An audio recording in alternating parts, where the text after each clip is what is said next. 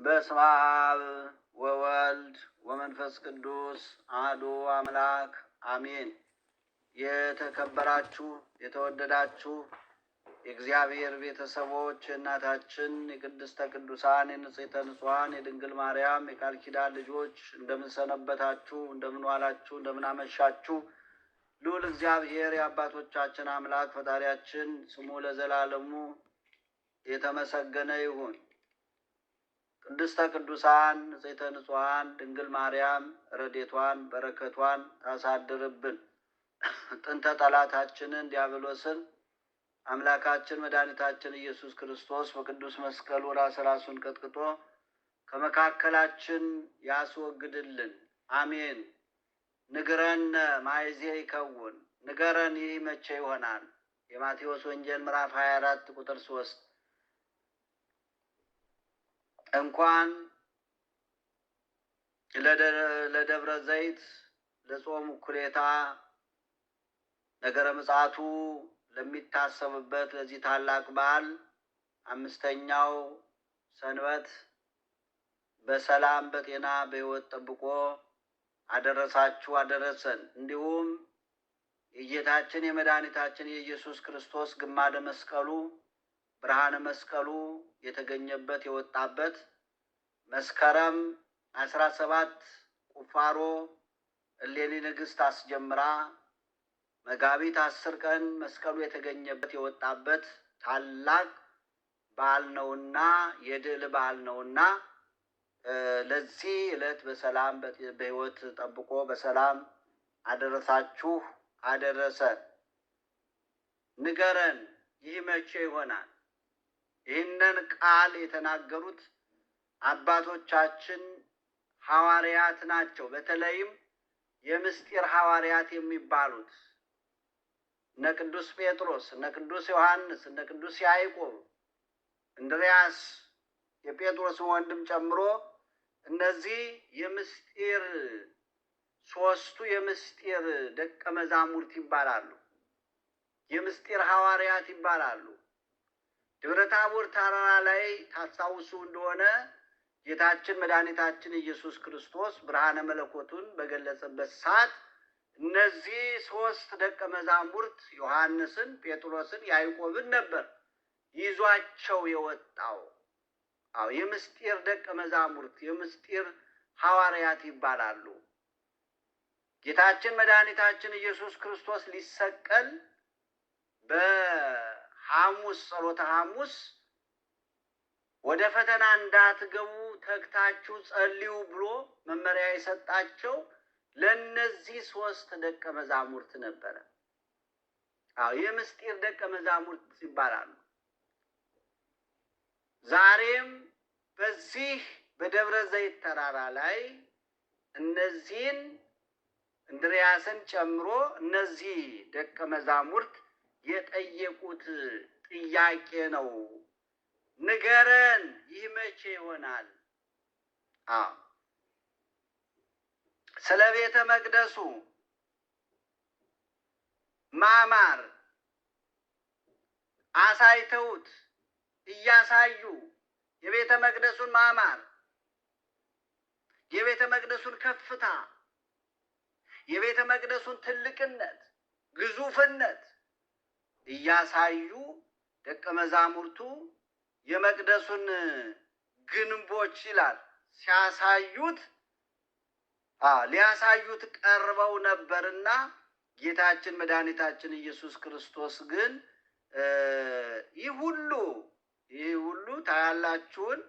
እውነት እላችኋለሁ ድንጋይ በድንጋይ ላይ ሳይፈርስ በዚህ አይቀርም ብሎ ይሄ ሰው የሰራው ነው፣ የሰዎች ስራ ነው።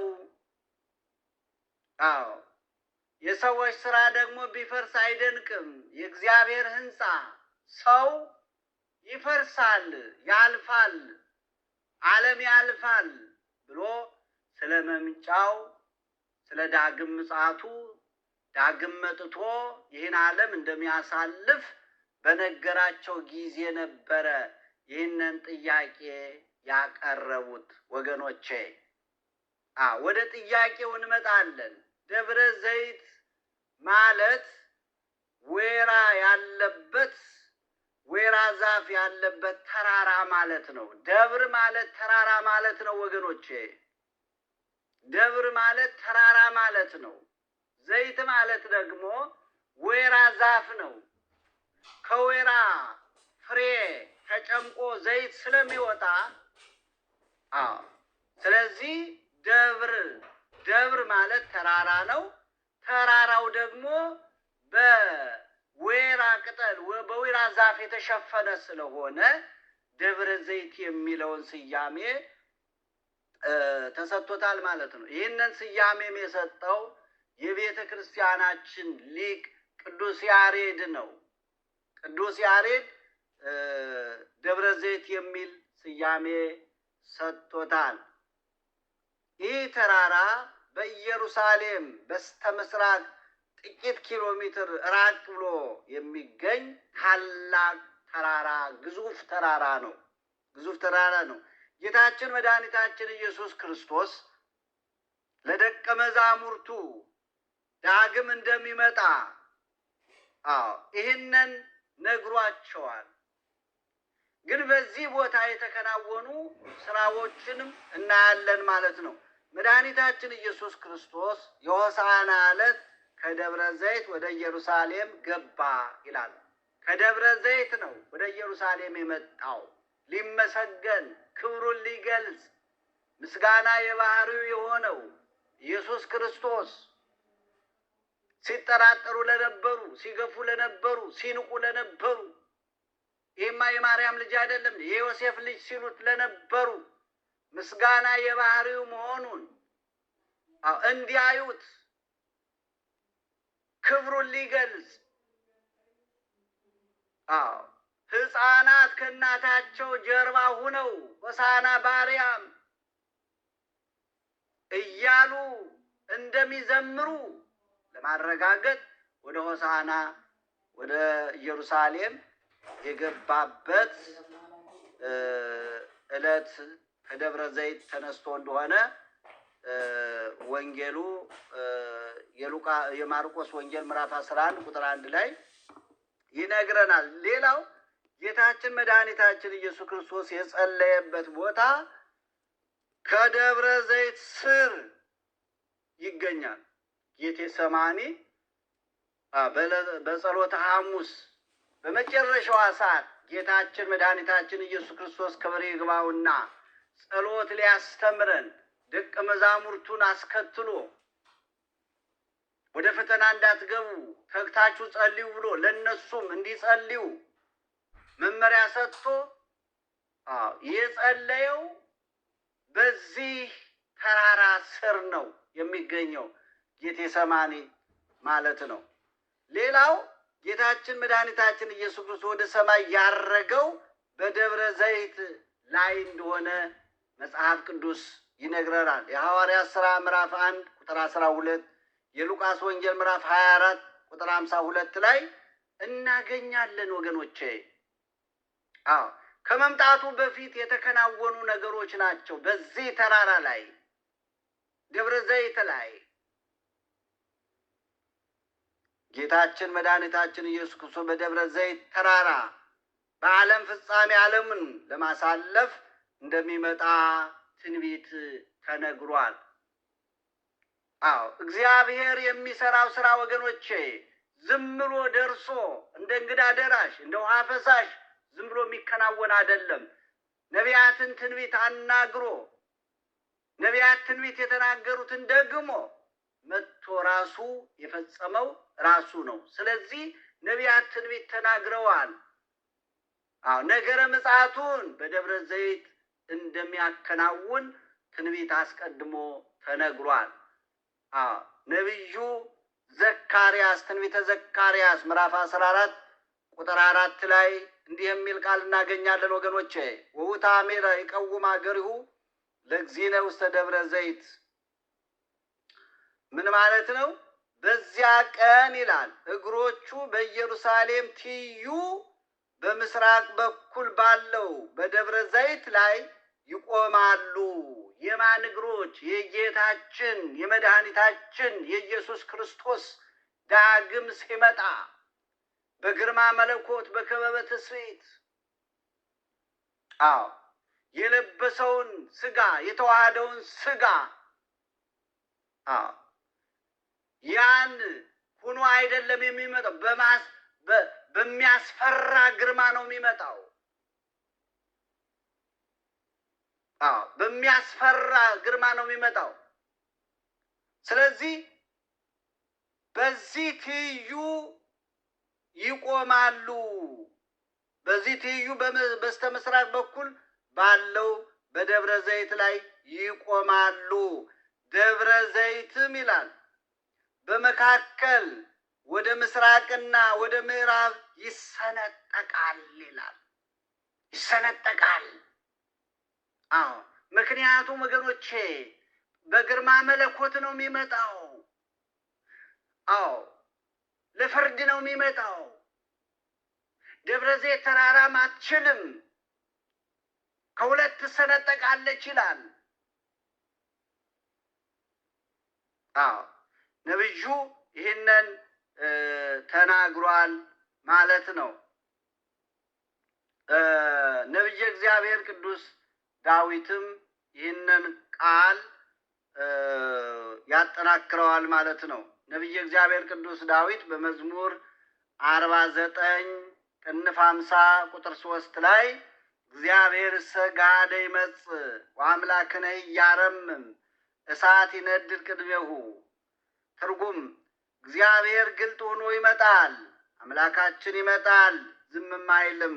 እሳት ይነድድ፣ እሳት ፊቱ ይቃጠላል ማለት ይነዳል ይላል። እንግዲህ ተመልከቱ፣ ጌታችን መድኃኒታችን ኢየሱስ ክርስቶስ ሁለት አመጣጦች እንዳሉ ነቢየ እግዚአብሔር ቅዱስ ዳዊት ያሳያል። አሁን ቀደም መጥቷል ጌታችን መድኃኒታችን ኢየሱስ ክርስቶስ ክብር ይግባውና እግዚአብሔር ወልድ በስጋ ማርያም የማርያምን ስጋ ለብሶ ይመጣል ያለው የእመቤታችን የቅድስት ድንግል ማርያምን ስጋ ለብሶ ተዋህዶ ሰው ሆኖ በአጭር ቁመት በጠባብ ደረት ተወስኖ መጥቷል። ተወልዷል፣ ተሰዷል፣ ተርቧል፣ ተጠምቷል፣ መከራ ተቀብሏል፣ ግንድ ተሸክሟል። በመስቀል ላይ ተሰቅሎ ስጋውን ቆርሷል፣ ደሙን አፍሷል፣ ዙሮ አስተምሯል።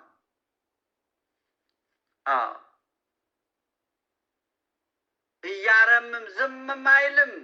እናንተ ጸሐፍት ፈሪሳውያን ወዮላችሁ እያለ ይወቅሳቸዋል። ልባቸውን ላደነደኑ ለድህነት መጥቶ ሊያድናቸው መጥቶ ለእነሱ ብሎ ተወልዶ እነሱን ሊያድን መጥቶ ነገር ግን ስላልተቀበሉት ወንጌላዊ ቅዱስ ዮሐንስ እኮ ወገኖቼ ወደ ወገኖቹ መጣ፣ ወገኖቹ ግን አልተቀበሉትም ነው የሚለው። የዮሐንስ ወንጌል ምዕራፍ 1 ቁጥር 9 ላይ እንደዚህ ነው የሚለው ወገኖቼ፣ አልተቀበሉትም። ወደ ወገኖቹ መጣ፣ ወደዚህ ዓለም መጣ፣ ሊያድን መጣ፣ ሰው ሆኖ መጣ። ግን ወገኖቹ አልተቀበሉትም። ስላልተቀበሉት እሱ ደግሞ ዝም አላለም፣ ወቀሳቸው። እናንተ ጸሐፍት ፈሪሳውያን ወዮላችሁ፣ የመንግሥተ ሰማያትን በሩን ይዛችኋል፣ እናንተም አትገቡ፣ ሌሎችም እንዳይገቡ ትከለክላላችሁ። ጥቃቅኑን ኃጢአት ታወጣላችሁ፣ ትላልቁን ኃጢአት ግመል የሚያክለውን ደግሞ ውጣችሁ ዝም ትላላችሁ። እናንተ ጸሐፍት ፈሪሳውያን ወዮላችሁ፣ የተለሰነ መቃብር የምትመስሉ ብሎ ይወቅሳቸዋል። ዝም አይልም ይላል። እሳት ይነድድ ቅድሜሁ። ተመልከቱ ወገኖቼ፣ እንዲህ እያለ ይወቅሳቸዋል። የመጀመሪያው አመጣጥ ይሄ ነው ወገኖቼ። ስለዚህ ከሰማየ ሰማያት ወረደ፣ ተወለደ፣ አየነው። ከሱም ጋር አብረን በላን፣ ጠጣን፣ አስተማረን፣ መከራ ተቀበለ፣ እኛንም አዳነን። የመጣው ለዓለም ነው። ለተወሰኑ ሰዎች፣ ለተወሰነ ቦታ፣ ለተወሰነ ሀገር፣ ለተወሰነ ቦታ አይደለም። ለዓለም ነው የመጣው። ለዓለም ድህነት ነው የመጣው። ስለዚህ ለፍርድ ሲመጣ ግን ኋላ ሲመጣ ግን ወገኖቼ የመጀመሪያው አመጣጥ ያጠያይቃል። ለምን ተወለደ? ለምን መጣ? ስለዚህ የሚመጣው ግን መጨረሻ ላይ የሚመጣው ለፍርድ ነው። ለፍርድ ነው ወገኖቼ፣ ለፍርድ ነው የሚመጣው። ሁለተኛውንም ነቢየ እግዚአብሔር ቅዱስ ዳዊት እንደዚህ ይላል። እግዚአብሔር ወልድ በክበበ ትስብእት በግርማ መለኮት ሁለተኛ ይመጣል፣ መጥቶም ዝም አይልም። ጻድቃንን እናንተ የአባቴ ቡሩካን ወደ እኔ ኑ ብሎ ይጠራል፣ ኃጥአንንም እናንተ ርጉማን ከዚህ ወግዱ ብሎ ያሰናብተዋቸዋል። ይሄ ነው ፍርዱ። ለዚህ ነው የሚመጣው ወገኖቼ። አዎ ዳግም ይመጣል ወገኖቼ። ለቅዱሳን ለጻድቃን ዋጋቸውን ሊከፍል፣ ለኃጥአን ደግሞ ከኔ ወግዱ እናንተ ርጉማን በአመፅ የኖራችሁ አመፀኞች፣ ክፋተኞች፣ ተንኮለኞች ብሎ ሊያሰናብታቸው ወገኖቼ። አዎ በጾም በጸሎት በጽድቅ ስራ የኖሩትን ቅዱሳንን ደግሞ ዋጋቸውን ሊከፍላቸው ይመጣል። እሳት ይነድድ ቅድሜሁ ይላል። ጻድቃን የሚድኑበት ሕይወት፣ ኃጥአን የሚጠፉበት ማት በባህሪው አለ። አዎ በባህሪው አለ። የባህሪ ፍርድ ነው ወገኖቼ። ስለዚህ ፍርዱ ነው፣ ከእግዚአብሔር የሚወጣው ፍርድ ነው ወገኖቼ። ከየትኞቹ እንሆን ወገኖቼ? እኛ ከየትኞቹ እንሆን? ከኃጥአን እንሆን? ወግዱ እናንተ ርጉማን ከሚባሉት እንሆን ወይስ ከጻድቃን የአባቴ ቡሩካን ወደ እኔ ኑ ወደሚባሉት እንሆን? እግዚአብሔር ወገኖቼ ከነሱ ጋር እግዚአብሔር ይደምረን። ስለዚህ ወገኖቼ ቅድም ወደ ተነሳነበት ርዕስ ልመልሳችሁ። ጌታችን መድኃኒታችን ኢየሱስ ክርስቶስ ደቀ መዛሙርቱ ይህንን ጥያቄ አቀረቡ። ንገረን፣ መቼ ነው የሚሆነው? የመምጣትህ የዓለም መጨረሻ ምልክቱ ምንድን ነው አሉት ይላል። ምንድን ነው ብለው ጠየቁት። ወገኖቼ ጌታችን መድኃኒታችን ኢየሱስ ክርስቶስም እንዲህ አላቸው። ምልክቱስ ምንድን ነው ባሉት ጊዜ ኢየሱስም መልሶ እንዲህ አላቸው፣ ማንም እንዳያስታችሁ ተጠንቀቁ። የመጀመሪያው ይሄ ነው ወገኖቼ። ማንም እንዳያስታችሁ ተጠንቀቁ። ስለዚህ የሚያስቱ ውሸተኞች፣ አመፀኞች በስሙ የሚመጡ አሉ ማለት ነው። ስለዚህ ምን አለ? ማንም እንዳያስታችሁ ተጠንቀቁ አለ። ብዙዎች እኔ ክርስቶስ ነኝ እያሉ በስሜ ይመጣሉና፣ እኔ ክርስቶስ ነኝ እያሉ ብዙዎች ተመልከቱ መጥተው አየናቸው። ብዙዎች ነቢያት ነን ብለው፣ ብዙዎች ኢየሱሶች ነን ብለው፣ ብዙዎች ኢየሱስ እያሉ መጥተው ሐሰት ሲናገሩ፣ ሐሰት ሲመሰክሩ፣ ሰዎችን ሲያሳስቱ አይተናል ወገኖቼ፣ አይተናል። ስለዚህ እሱ ከመምጣቱ በፊት፣ እኔ ከመምጣቴ በፊት ይህን ዓለም ላሳልፍ ከመምጣቴ በፊት ምልክቶቹ እነዚህ ናቸው ብሎ ተናግሯል። አሁን እየሆነ ያለው ወገኖቼ እሱ የተናገረው ነው እየሆነ ያለው። የሚገርማችሁ ነገር ግን ምን አለ ቀጥሎ? ብዙዎችንም ያስታሉ። መምጣቱ ብቻ ሳይሆን መምጣታቸውን ብቻ ሳይሆን ብዙዎቹንም ያስታሉ ይላል። ተመልከቱ ወገኖች፣ ሐዋርያው ቅዱስ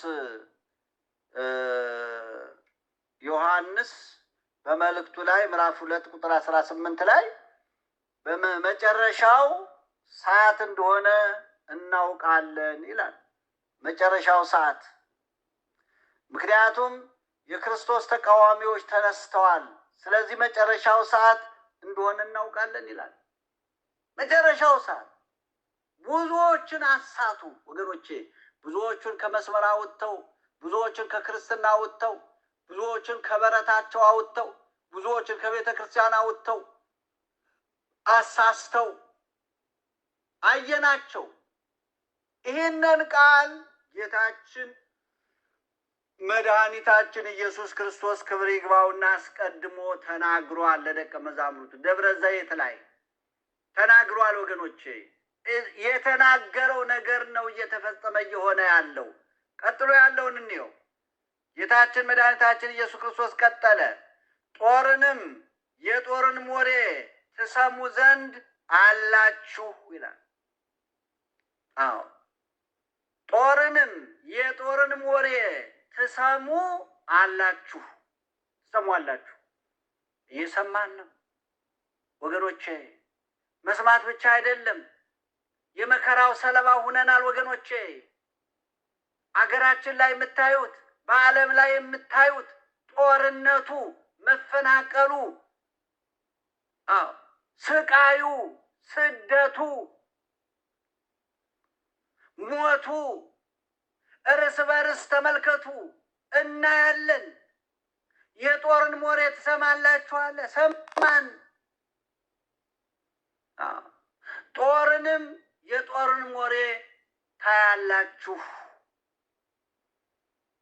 ማየት ብቻ አይደለም ወገኖቼ። ወገኖቻችን አለቁ። እርስ በርስ ጦርነት ተመልከቱ። ይህንን ነው እያየን ያለ ነው። ስለዚህ ጌታችን መድኃኒታችን ኢየሱስ ክርስቶስ ይህንን ነገራቸው። የሚገርመው ነገር ግን ይህ ሊሆን ግድ ነው አለ። ግድ ነው፣ ይሆናል፣ አይቀርማል። ተመልከቱ ወገኖቼ፣ ይሄ ሊሆን ግድ ነው ስላለ ግድ ስለሆነ እየሆነ ያለው ግድ ስለሆነ ነው ወገኖቼ። ይሄ ሊሆን ግድ ነው አለ። አምላካዊ ቃል ነው። እሱ የተናገረው ቃል አይቀርም። እየተፈጸመ ያለው ግድ ስለሆነ ነው ወገኖቼ። ጦርነቱ ግድ ነው፣ መፈናቀሉ ግድ ነው፣ መገዳደሉ ግድ ነው። ግድ ስለሆነ ሐሳውያን ነቢያት፣ ሐሰተኞች ነቢያት ይመጣሉ አለ። መጡ፣ አየናቸው። ሐሰት ሲናገሩ አየናቸው። ብዙዎቹንም ሲያሳስቱ አየናቸው። ተሳስተው የሚያሳስቱ፣ ጠፍተው የሚያጠፉ መጥተው አየናቸው። ስሙን ብቻ ይዘው ወገኖቼ፣ ይህንን ነው እያየን ያለ ነው። ለምን እንዳንደነግጥ ነው። ከቻልን ወገኖቼ መጸለይ ነው ያለብን። ግድ ነዋ። ግድ ሊሆን ግድ ነው አለ። ሊሆን ግድ ነው፣ አይቀርም አለ። የጌታችን ቃል ነው ወገኖቼ። ሌላው ቀጥሎ እንደዚህ አላቸው። ሊሆን ግድ ነውና ተጠበቁ፣ አትደንግጡ። ዳሩ ግን መጨረሻው ገና ነው። መጨረሻው ገና ነው። አትደንግጡ፣ መጨረሻው ገና ነው አለ ወገኖች። የጦርንም ወሬ ትሰማላችሁ። ትሰማላችሁ። ይህ ደግሞ ሊሆን ግድ ነው አለ። ነገር ግን መጨረሻው ገና ነው። ሎቱ ስብሐት ወገኖቼ። ኧረ በቃችሁ ይበለን ወገኖቼ። መከራው አሳቀቀን። ሞት መስማቱ አሳቀቀን። ሞት ማየቱ አሳቀቀን ወገኖቼ። እግዚአብሔር ወገኖቼ አምላካችን በቃችሁ ይበለን። ስቃዩ በዛ፣ መከራው በዛ፣ ሞቱ በዛ፣ ስደቱ በዛ። አሁን ያልበዛ ነገር የለም ወገኖቼ። ስለዚህ እግዚአብሔር በቃችሁ እንዲል መጸለይ ያስፈልጋል ወገኖቼ። መጸለይ ያስፈልጋል። መጸለይ ያስፈልጋል ወገኖቼ። ዳሩ ግን መጨረሻው ገና ነው። ይቀጥላል። ሕዝብ በሕዝብ ላይ መንግስትም በመንግስት ላይ ይነሳልና ይላል። አሁን እያየን ያለ ነው ምንድን ነው? ወንድም በወንድሙ ላይ አይደለም እንዴ ሰይፍ እየመዘዘ ያለው ወገኖቼ? መንግስት በመንግስት ላይ አይደለም እንዴ አንዱ አንዱን አጥፍቶ ለመኖር፣ አንዱ አንዱን ገድሎ ለመኖር፣ አንዱ አንዱን ገድሎ ቦታውን ወርሶ ለመኖር፣ ወንድም በወንድሙ ላይ እየተበቀለ። አዎ ወገኖቼ የጭካኔ ዘመን ይሄን እኮ ነው እያየን ያለነው ወገኖቼ። ህዝብ በህዝብ ላይ ይነሳል አለ። ህዝብ በህዝብ ላይ ተነስቶ ህዝብ ህዝብን ሲጨርስ፣ ህዝብ ህዝብን ሲገድል፣ ወንድም ወንድሙን ሲገድል አየነው ወገኖቼ። ያላየነው ነገር አለ እንዴ ወገኖቼ? ወንድም ወንድሙን እየገደለ እኮ ነው የምናየው። ሌላ ጠላት አልመጣም እኮ። ሌላ ከሩቅ አልመጣም፣ ከሌላ ሀገር አልመጣም፣ ከሌላ ከውጭ ጠላት አልመጣም። ወንድም ነው ወንድሙን እየገደለ ያለው። አዎ ያላየነው ነገር የለም ወገኖቼ። 300 ሰው 400 ሰው 500 ሰው አንድ ጉድጓድ ላይ ሲቀበር አየን። የእናት ሆድ ተቀዶ ጽንስ ከእናት ሆድ ሲወጣ አየን። ሰው ተዘቅዝቆ ሲሰቀል አየን።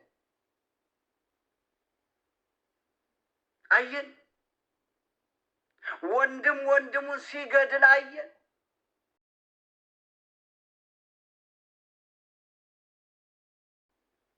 አዎ ይህንን ነው እያየ ነው ያለ ነው ወገኖቼ። ጌታችን መድኃኒታችን ኢየሱስ ክርስቶስ ይህ ሁሉ ሊሆን ግድ ነው አለ። ረሃብም ቸነፈርም የምድር መናወጥ በልዩ ልዩ ስፍራ ይሆናል አለ። ወገኖቼ ተመልከቱ። ረሃብ ረሃቡ ቸነፈሩን አላየነውም ወገኖቼ? የምድርም መናወጥ በልዩ ልዩ ስፍራ ይሆናል ወገኖቼ። አላየንም? አየን? ያላየነው ነገር መቼም የለም በዚህ ዘመን ወገኖቼ።